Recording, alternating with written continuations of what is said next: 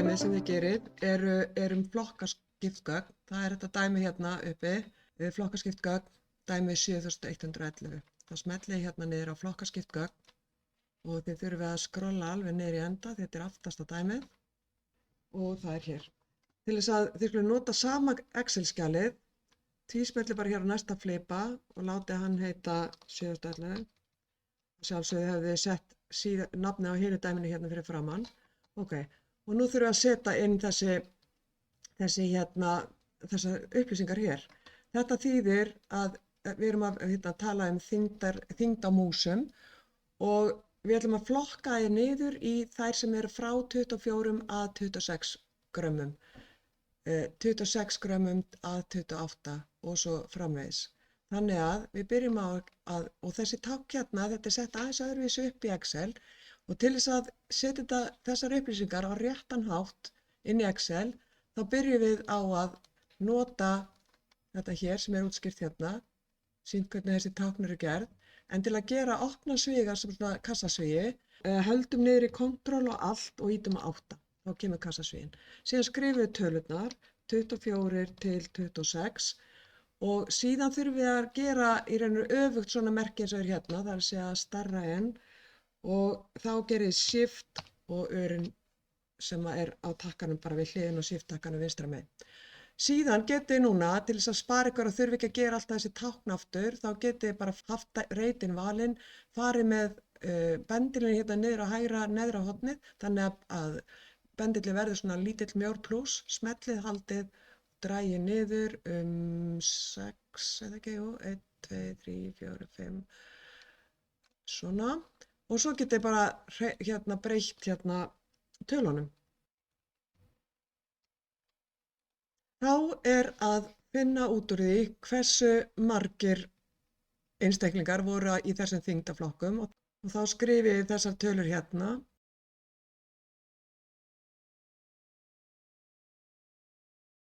Og þá það kom inn. Til þess að geta reiknað út hversu stór hluti hver tala hérna af heildarfjöldanum, þá þurfum við að sjálfsögðu að leggja saman allt þetta hér.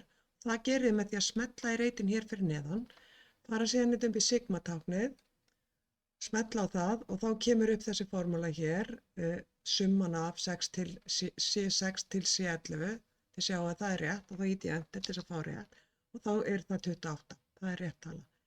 Til þess að fá reikna hérna í þessum dálk ætlum við að reikna hlutfallstíðnina, skrifa það bara hérna, og til þess að reikna hann út þá þurfum við að deila í þessa tölu með þessari tölu og þá byrjum við að fara í þennan reit, gerum samasend til að segja Excel að það eigi að koma formúla í þennan reit og síðan smellum við á þennan reit, gerum skástrikið sem fyrir skástrik og smellum á þennan reit, skástrikið því deila með og nú ýti ég á enter, þá sjáum við að kemur 0,07 sem í raun og veru það sama eins og 7%, en til þess að þetta sé þægilega að lesa þetta, þá skulum við velja þennan reit og alla reitina hér fyrir neðan sem eiga eftir að koma niðurstöður í prósentum. Förum síðan hér upp í number, smellum á örina og ýtum hér á percentage. Og ok, þá séu að það kemur 7%.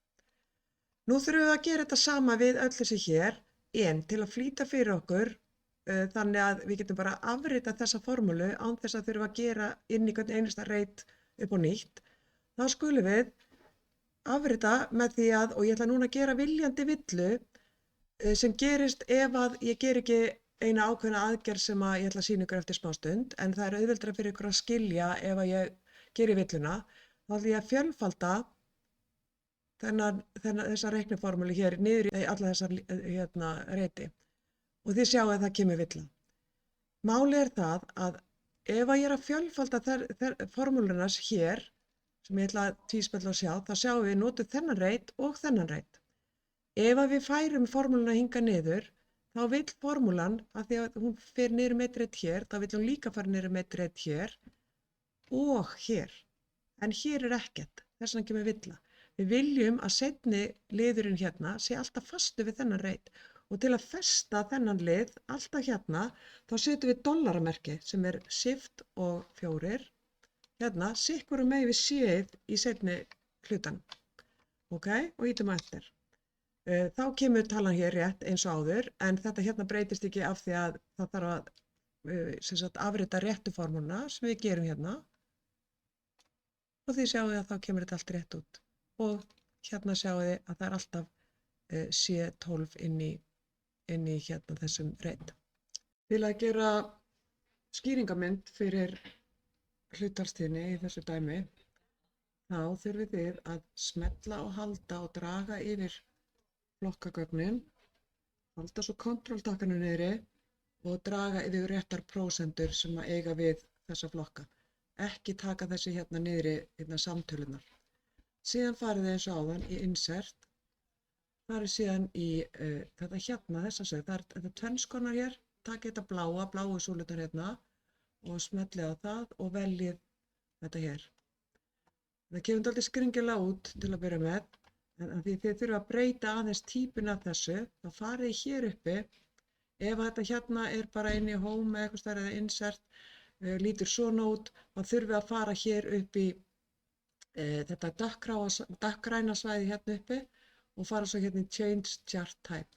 Smellið á það og farið hérna í Column. Þá fer þetta í rétta útlitið.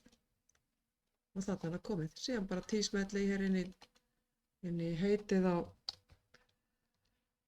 línuritinu eða þessi stöplariti, kalla histogram og bara og skrifið fjöldi músa. Þá er þetta bara komið.